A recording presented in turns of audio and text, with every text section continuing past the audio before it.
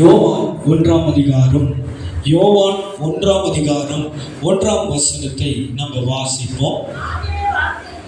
ஆதியிலே வார்த்தை இருந்தது, அந்த வார்த்தை தேவனிடத்தில் இருந்தது, அந்த வார்த்தை தேவனாயிருந்தது. ஆதியிலே வார்த்தை இருந்தது, அந்த வார்த்தை தேவனிடத்தில் இருந்தது, அந்த வார்த்தை தேவனாய் இருந்தது. அல்லேலூயா. ஆதியாகமம் 1ஆம் அதிகாரம் 1ஆம் வசனத்தை படிங்க. ஆதியாகமம் 1ஆம் அதிகாரம் 1ஆம் வசனத்தை படிங்க. ஆதியிலே தேவன் வானத்தையும் பூமியும் சிருஷ்டித்தார். In the beginning God created அப்படின்னு எழுதி இருக்கு. In the beginning man அப்படின்னு எழுதல. ஆதியிலே தேவன் என்று எழுதப்பட்டிருக்கு, ஆதியிலே மனுஷன் என்று எழுதப்படவில்லை. ஏனென்றால் ஆதியிலே தேவன். நம்ம தமிழ் மொழியில அநேக காரியங்களை நம்ம கேட்டிருக்கோம் இல்லையா? அந்த ஒரே ஒரு காரியத்தை நான் படித்து ஆண்டுடைய வார்த்தையோடு நான் உங்களை கொண்டு போகிறேன்.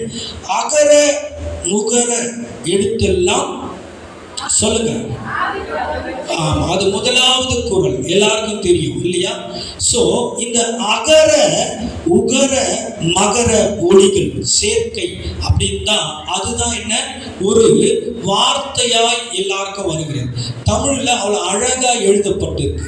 இந்த அகர உகர முகர அப்படின்ற வார்த்தை இதுல என்ன அப்படின்னு பார்க்கும் பொழுது நான் சொல்லுகிறேன், கவனிங்க.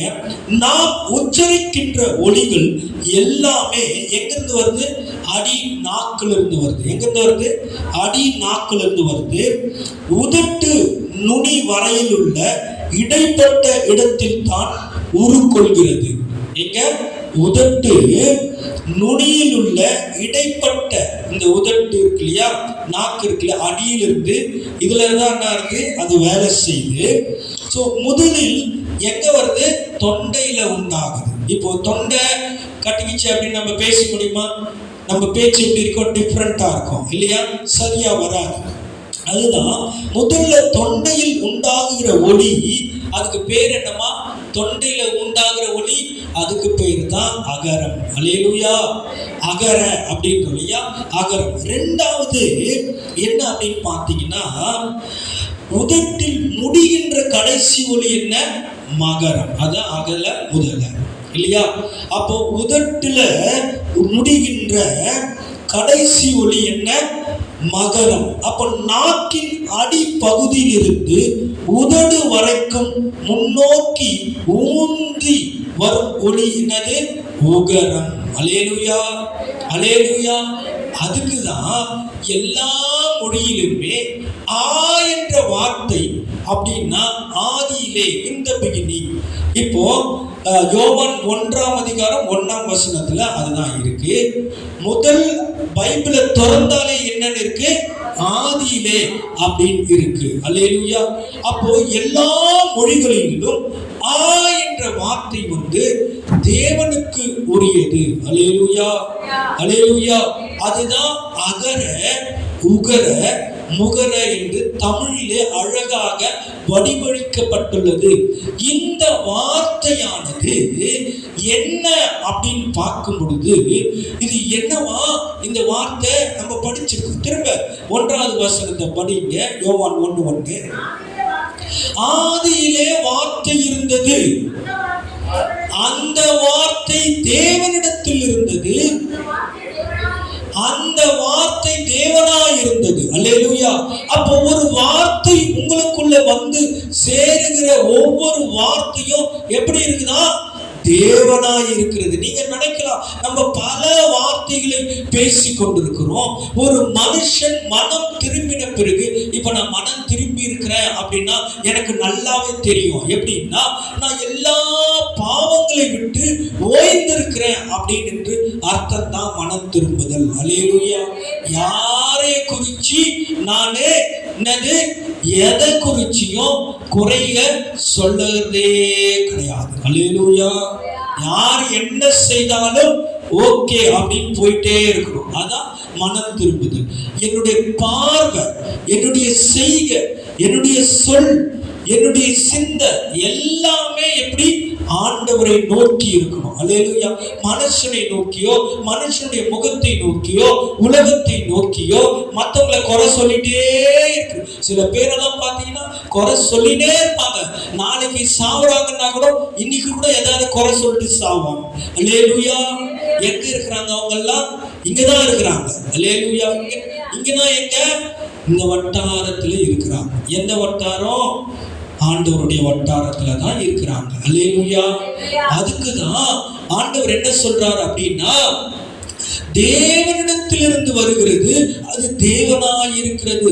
ரொம்ப கேர்ஃபுல்லா இருக்கணும். அடி தொண்டையிலிருந்து அகர உகர முகர இந்த 3 வார்த்தைகளும் சேரும் பொழுது தேவனுடைய வார்த்தை உன்னுடைய வாயிலிருந்து வருது.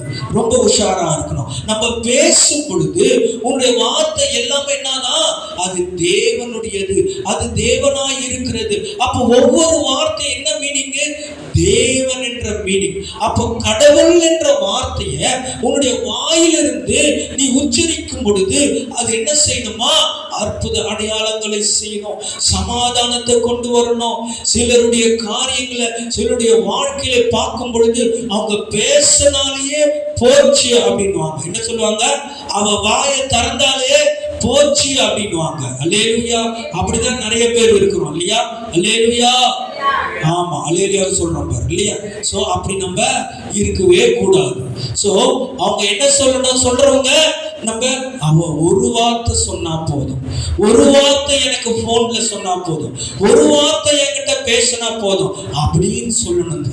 உன்னைய என்னைய பார்த்து அப்படி சொல்லணும். அதுதான் அகர உகர முகர என்ற வார்த்தைக்கு நம்ம செய்கிற காரியம். அல்லேலூயா.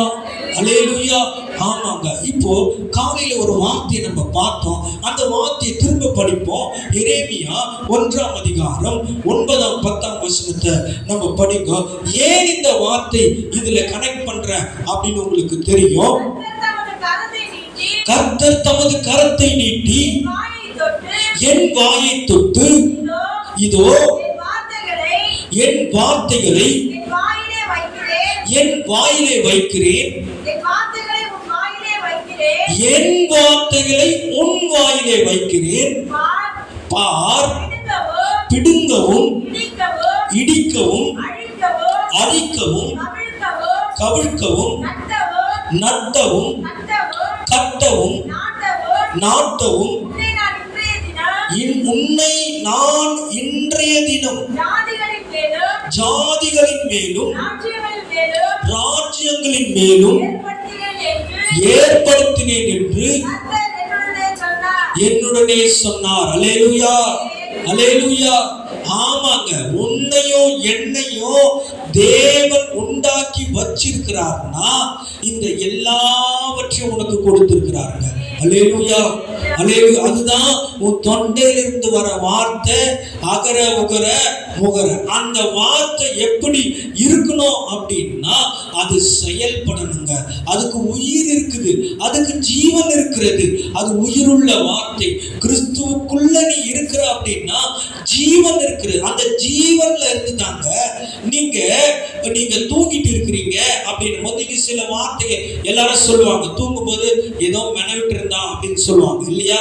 அது எதுனா அந்த வார்த்தை எதுனா உருப்படுமா உருப்படாது, அது என்னன்னே தெரியாது, நமக்கே தெரியாது, கேட்கிறவங்களும் தெரியாது. அல்லேலூயா. அப்படிப்பட்ட வார்த்தை தேவன் உங்களுடைய வாயில வைக்கல. ஜீவனுள்ள வார்த்தை உனக்குள்ள நீ பேசுகிற ஒவ்வொன்றும் ஜீவன் உள்ளது. அல்லேலூயா. அதுக்குதான் எரேமியா என்ன சொன்னாரு? நான் இப்படி இருக்கிறேனே, நான் சிறுவனாய் இருக்கிறேனே, நான் எதுவும் செய்ய முடியாதே அப்படின்னு சொன்னான். ஆனா ஆண்டவர் என்ன பண்ணாரு? அவருடைய வாயை தொட்டாரு. அல்லேலூயா. அல்லேலூயா. வாயை தொட்டாருங்க. ஏன்னா இந்த உலகம் உண்டாவதற்கு முன்னதாகவே உன்னையும் என்னையும் தெரிந்து கொண்ட தெய்வம் இயேசு கிறிஸ்து. அல்லேலூயா. அல்லேலூயா. அப்போ ஒவ்வொரு வார்த்தையும் நம்ம பார்ப்போம். இப்போ அதுல 6 வார்த்தைகள் கொடுக்கப்பட்டிருக்கிறது. எத்தனை? 6 வார்த்தைகள். கொஞ்ச நேரம் நிதானித்து கவனிப்போம். 6 வார்த்தைகள். ஒன்று எரேமியா 1:10 தேவன் 6 வார்த்தையில என்ன செய்றாரு? செயல்களை சொல்லுகிறார். என்னென்ன செயல் நீங்க பண்ணலாம் அப்படின்னு சொல்லி கர்த்தர் இன்னைக்கு சொல்றாரு உங்களுக்கு. நீங்க என்ன செய்யலாம்? நீங்க காலையில தான் ஒரு வார்த்தை நம்ம பார்த்தோம், நீங்களும் நானும் இந்த உலகத்துல வந்துட்ட பிறகு ஆண்டவரே நீங்க யார்? இப்ப நான் உங்களை கேட்கிறேன், ஒருத்தர் நீ யாருமா அப்படின்னு கேட்கிறேன், நீங்க என்ன சொல்லுவீங்க? என் பேரு இது, நான் இன்னார் இடத்துல வந்திருக்கேன், எங்க அப்பா அம்மா பேரு இது அப்படின்னு சொல்லுவீங்க. நான் இந்த ஊரை சார்ந்தவன், இப்படி இருக்கிறேன், இப்படி எல்லாம் இருந்த, இன்னைக்கு இப்படி இருக்கிறேன் அப்படின்னுவீங்க. அல்லேலூயா, அல்லேலூயா. ஆனால் நீ ஆண்டவருடைய பாதத்துல, ஆண்டவரே இந்த உலகத்துல என்ன சிருஷ்டித்து இதுவரைக்கும் வச்சிருக்கீங்க, நான் யாருன்னு எனக்கு இதுவரைக்கும் தெரியல, நீங்க யாருன்னு எனக்கு சொல்லுங்கப்பா அப்படின்னு உட்கார்ந்து ஆண்டவருக்கு முன்னாடி நீங்க கேளுங்க. ஆண்டவர் சொல்லுவார் நீங்க யார் என்று. அல்லேலூயா, அல்லேலூயா. என்னைக்கு நீ அவருக்கு முன்னாடி முழங்கால் பட்டிட்டு ஆண்டவரே நான் யாருன்னு சொல்லுங்கப்பா, எதுக்காக இந்த பூமியில ஒரு மனுஷனா என்ன படைச்சிங்க சொல்லுங்க, இது வரைக்கும் நான் மற்றவர்கள் செய்கிறது, மற்றவர்களா என்ன பண்ணோம்? மிருகங்க என்ன பண்ணோம்? சாப்பிடும், தூங்கும், காலையில திரும்ப சாப்பிடும், திரும்ப தூங்கும், தன்னுடைய சரீரத்தினுடைய காரிய பூர்த்தி பண்ணிக்கும். இது 3 விஷயம் தானே செய்யுது. வேற எதனா செய்தா? மிருகம் இல்ல, எதுவும் செய்யணும். நம்ம என்ன செய்யறோம்? நல்லா யோசி. நம்ம இங்க கொஞ்சம் பேர் தான் நல்லா யோசி. நம்ம என்ன செய்யறோம்? இந்த 3த்தையும் கரெக்டா டைமுக்கு டைம் கரெக்டா நம்ம செய்யறோமா இல்லையா? அல்லேலூயா, அல்லேலூயா. சாப்பிடுறோம், தூங்குறோம், நம்முடைய சரீர காரியங்களை பூர்த்தி பண்ணிக்கிறோம். கரெக்டா இல்லையா? கரெக்ட். அப்போ அதுக்கும் நமக்கும் என்ன டிஃபரன்ஸ்? ஒரு டிஃபரன்ஸும் கிடையாது. அல்லேலூயா. அதுக்குதான் நீங்க இந்த உலகத்துல வந்திருக்கீங்கன்னா, கிறிஸ்துவுக்குள்ள ஆண்டவர் உங்களை உண்டாயிருக்கிறார்களா, கடவுளை நீங்க தேடுறீங்கன்னா, கடவுள் யார் என்று நீங்க பல கோணத்துல தேடி இருப்பீங்க. இப்பொழுது இந்த நேரத்துல உண்மையான தெய்வம் யார் என்று நீங்க அறிஞ்சிருக்கிறீங்க. இப்போ நீங்க கேட்க வேண்டிய கேள்வி என்ன அப்படின்னா, ஆண்டவரே நான் யாரு? எதற்காக என்ன மனுஷனா அந்த உலகத்தை சிருஷ்டித்தீங்க? நான் என்ன செய்யணும்? நான் எங்க போறேன்? இது நான் இன்னும் கொஞ்ச நாள்ல நான் இந்த உலகத்தை விட்டு போறேன், எனக்கு உமக்காக நான் என்ன செய்யணும் அப்படின்னு கேளுங்க. அல்லேலூயா. அப்பதாங்க மனம் திரும்புதல் அப்படின்னு உங்களுக்குள்ள வரும். அது வரைக்கும் வராது. நீ எவ்வளவோ செய்யலாம், நீ படிக்கலாம், பைபிள் வாசிக்கலாம், நீ ஆராதனை செய்யலாம், நீ எத்தனையோ காரியங்களை ஆண்டவருக்காக நீ செய்யலாம். ஆனால் மனம் திரும்புதலுக்குரிய காரியம் எப்படி வரும்? உனக்கும் தேவனுக்கும் யார் என்ற பதம் அங்கே நீ என்னைக்கு தெரிகிறதோ அன்னைக்கு தான் வருங்க. அல்லேலூயா, அல்லேலூயா. இந்த இடத்துல பாத்தீங்கன்னா முதலாவது வார்த்தையை நம்ம பார்ப்போம். முதல் அந்த வசனத்தை படிங்க. பார், பிடுங்கவும். பிடுங்குதல் அப்படின்னா என்ன அப்படின்னு எல்லாருக்கும் தெரியும். என்ன பண்ணுவாங்க?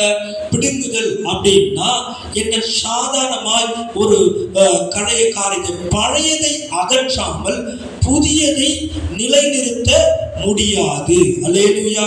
அப்படின்னா நம்ம ஒரு செடி வைக்கிறோம், இல்ல விவசாயி ஒரு செடி வைக்கிறான் அப்படின்னா என்ன பண்ணுவான்? புல்லெல்லாம் இருக்கும் இல்லையா? கழனியில புல்லுங்க இருக்கும். அந்த புல்லுலயே நெல் போட முடியுமா? முடியாது. அப்போ எல்லா படைசு என்ன பண்ணணும்? வெளியே எடுக்கணும். அல்லேலூயா. அது எல்லாம் குத்தி எல்லாத்தையும் வெளியே எடுத்தாதான், நீ பிடுங்கினாதான் அங்க என்ன பண்ண முடியும்? புதுசா விதைக்க முடியும். அல்லேலூயா. அப்போ இது வரைக்கும் என்னெல்லாம் உங்களிடத்தில் நீங்கள் எடுக்காமல் இருக்கிறீர்களோ அதை எல்லாவற்றையும் என்ன பண்ணணுமா? எடுக்கணும், பிடுங்கி எடுக்கணும். அல்லேலூயா. அடுத்த வார்த்தை படிங்க. என்னது? இடிக்கவும். ஃபர்ஸ்ட்னாது பிடுங்கணும், ரெண்டாவது இடிக்கணும். இந்த வார்த்தை வாழ்க்கையில மறக்கவே கூடாது. இப்போ முதலாவது என்ன பண்ணணும்? பிடுங்கணும், அடுத்தது இடிக்கணும். எதை இடிப்பேன்? பக்கத்து வீட்டு செவத்தையா இடிக்கிறது? அல்லேலூயா. பக்கத்து வீட்டுக்காரனையா இடிக்கிறது? கிடையாது. அல்லேலூயா, அல்லேலூயா. நம்ம இடிக்கும் 2 கொரிந்தியர் 10:4 வசனம் சொல்லுகிறது, நமது போராயுதங்கள் மாம்சத்திற்குரியவைகள் அல்ல, அவைகள் தேவனால் அரண்களை இடிக்கிறதற்கு வல்லமையாயிருக்கிறது. அல்லேலூயா, அல்லேலூயா.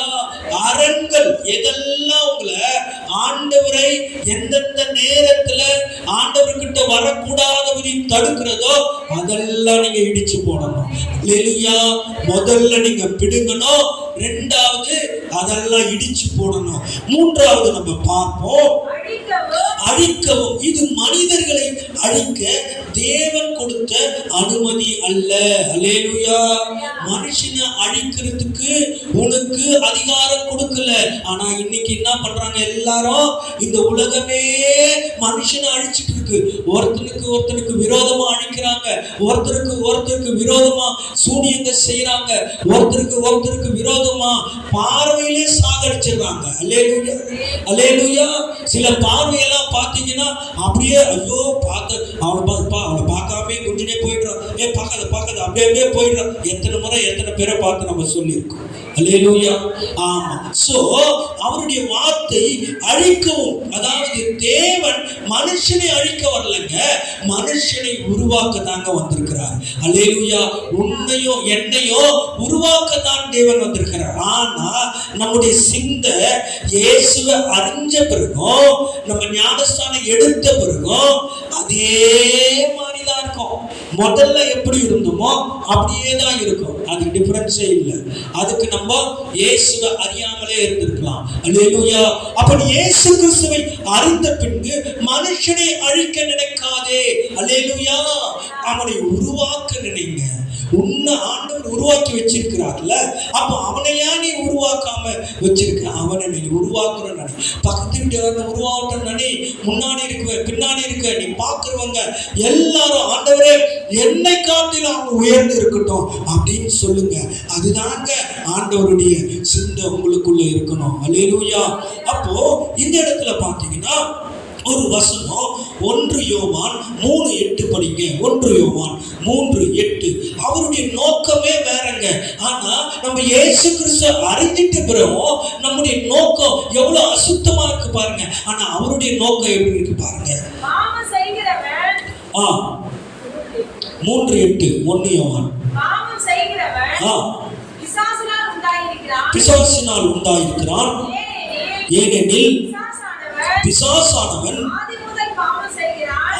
முதல் பாவம் செய்கிறான். பிசாசினுடைய கிரியைகளை அழிக்கும்படிக்கு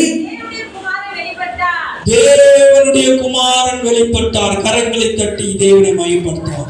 உன்னைய என்னை அழிக்கிறதுக்கு இல்ல. நீ இந்த உலகத்துல இயேசுவை உன்னுடைய தேவனுடைய உருவாக்கி வச்சிருக்கிறான்னா மனுஷனை அழிக்க இல்ல, பிசாசினுடைய கிரியைகளை அழிக்க தேவன் உன்னை வச்சிருக்கிறாங்க. மனிதனை அல்ல, இருளின் கிரியைகளை எதிர்க்க வேண்டும். அடுத்தது படிங்க. அடுத்த வார்த்தை கட்டவும். கட்டவும். அப்போ இப்ப 4 வார்த்தை பார்க்கணும் இல்லையா? இது இது 5வது வார்த்தை. தேவன் இடிப்பவர் மட்டுமல்ல, அவர் கட்டுகிறவர். அல்லேலூயா. அல்லேலூயா. உனக்கு எதெல்லாம் இடிக்க முடியல நினைக்கிறியோ அதெல்லாம் நீ இடிக்காத, தேவன் இடிப்பார். அல்லேலூயா. தேவன் இடிப்பார். நீ கவலையே பட வேண்டாம். ஆண்டவரே இது சோன்சோன்னு சொல்லி அப்படியே முழங்கால் படிட்டு ஒரே ஒரு சொட்டு கண்ணீர் விடுங்க ஆண்டவர் முன்னாடி. நீங்க இடிக்க வேணாங்க, அவர் இடிச்சுவார். அல்லேலூயா. அல்லேலூயா. மத்தேயு 16:18 படிங்க. நான் என் சபையை கட்டுவேன். அல்லேலூயா. நான் என் சபையை கட்டுவேன் என்று எழுதப்பட்டிருக்கிறது. மத்தேயு 16:18. மேலும் நான் உனக்கு சொல்லுகிறேன், பேதுருவாய் இருக்கிறாய், இந்த கல்லின் மேல் என் சபையை கட்டுவேன். அல்லேலூயா. உன்னையும் என்னையும் ஆண்டவர் உருவாக்கி வச்சிருக்காருன்னா உன்னை கட்டுவதற்கு. அல்லேலூயா. இடித்து போடுவதற்கு இல்ல, உன்னை கட்டுவதற்காக, உன்னை உருவாக்குவதற்காக தான் ஆண்டவர் இன்னைக்கு உன்னை வச்சிருக்கிறாங்க. நீ மற்றவர்களை உருவாக்கணும், நீ மற்றவர்களை கட்டணுங்க. அல்லேலூயா. அல்லேலூயா. கடைசி வார்த்தை நம்ம பார்ப்போம். கடைசி வார்த்தை என்ன? நாட்டவும். அல்லேலூயா. மத்தேயு 13ஆம் அதிகாரத்துல இயேசு தேவனுடைய வார்த்தையை எப்படி விதைக்கிறார்னா ஒரு வார்த்தையாய் விதைக்கிறார். அதுதான் எரேமியால என்னது இறுதி நோக்கம், அது என்ன? நாட்டவும். அப்படின்னா உன்னை கட்டி அதை என்ன பண்றாரு? உன்னை அழகு பார்க்கிறார். அல்லேலூயா. நீ அப்படியே இருக்க மாட்ட. ஆண்டவரே நான் அப்படியே இருக்கிறேன், கட்டப்படவில்லையே அப்படின்னு நீ நினைக்கலாம். ஆனால் ஆண்டவர் உன்னை கட்டி எழுப்பி கொண்டிருக்கிறார். அல்லேலூயா. உன்னை கட்டி எழுப்பி கொண்டிருக்கிறாங்க. அவர் கனி கொடுக்கும் புதிய வாழ்க்கை உருவாக்குவதற்கு தான் பேதுருவை பார்த்து சொன்னாரு. அவன் பயந்துட்டு இருந்தான். ஏன் பயந்துட்டு இருந்தான் அப்படின்னா, அந்த நேரத்தில் ஆண்டவர் பார்த்து சொன்னார், இந்த கல்லின் மேல் என் சபையை கட்டுவேன். அல்லேலூயா. திரும்ப அந்த 10வது வசனத்தை படிப்போமா? பிடுங்கவும், இடிக்கவும், அழிக்கவும், கவிழ்க்கவும். இந்த 4 விஷயத்தை, இந்த 4 வார்த்தையை தேவன் உங்களுக்கு அந்தகார கிரியைகளை உன்னை அண்டாதபடிக்கு 4 விஷயத்தை உனக்கு என்ன பண்றாரு? கிஃப்டா கொடுத்து வச்சிருக்காரு. அல்லேலூயா. அடுத்தது 5வது வார்த்தை, 6வது வார்த்தை படிங்க. கட்டவும், நாட்டவும். இந்த 2 விஷயத்தை ஆண்டவர் பிரபலமா அதிகமா உன்னுடைய வாழ்க்கையில செயல்படுத்துவதற்கு தேவன் விரும்புகிறார். அல்லேலூயா. அதுக்குதான் என்ன சொல்றார் அப்படின்னா, நம்ம வாயிலிருந்து வர வார்த்தை எப்படி இருக்கணும்? அகர உகர முகர. அல்லேலூயா. அல்லே தொண்டையிலிருந்து வர்றது என்ன? அகர. அல்லேலூயா. அப்ப உதட்டுக்குள்ள முடியுறது என்ன? உகர. அப்ப 2 இடத்துல இருக்கிறதுன்னா உகர. அதுதான் முதல் வார்த்தை. நம்ம தமிழில் அழகா எழுதப்பட்டிருக்கிறது. ஆதியிலே தேவன் வானத்தையும் பூமியும் படைத்தார். ஆதியிலே வார்த்தை இருந்தது, அந்த வார்த்தை தேவனிடத்தில் இருந்தது, அந்த வார்த்தை தேவனாய் இருந்தது. அப்படின்னா இது எல்லா கிஃப்டும் உனக்கு ஆண்டவர் கொடுத்துட்டாருங்க. நீ செயல்படுத்த வேண்டியது உன்னுடைய கையில் இருக்கு. தைரியமா போய் செயல்படுத்துங்க. ஆண்டவர் பெரிய காரியங்களை செய்வார். அல்லேலூயா. அல்லேலூயா. கண்களை மூடி நம்ம ஜெபிப்போம்.